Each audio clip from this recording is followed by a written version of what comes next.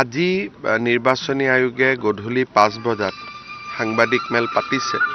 গতিকে সাংবাদিক মেলতে তেখেতসকলে দিন-বাৰ ঘোষণা কৰিব। কিন্তু মই আগতেই কৈ আছোঁ যে 2 তাৰিখৰ পৰা 5 তাৰিখৰ ভিতৰত নিৰ্বাচনী আয়োগে দিন ঘোষণা কৰিব। আৰু আজিয়ে যিহেতু তেওঁলোকে সংবাদ মেলখন পাতিছে, গতিকে ধাৰণা কৰিব পাৰি যে হয়তো আজিয়ে তেখেতসকলে নিৰ্বাচনৰ দিন ঘোষণা কৰিব। আমি নিৰ্বাচনৰ দিনটো দেখি লওঁ, কিমান দিন মনোনয়ন আছে, কি আছে।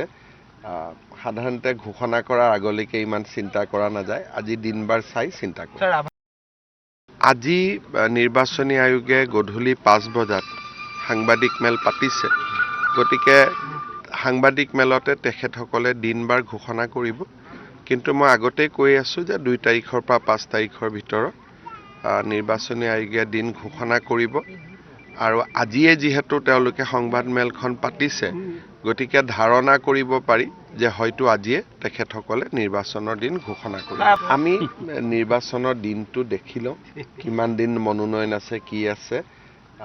সাধাৰণতে ঘোষণা কৰাৰ আগলৈকে ইমান চিন্তা কৰা নাযায়। আজি দিন-বাৰ চাই চিন্তা কৰোঁ।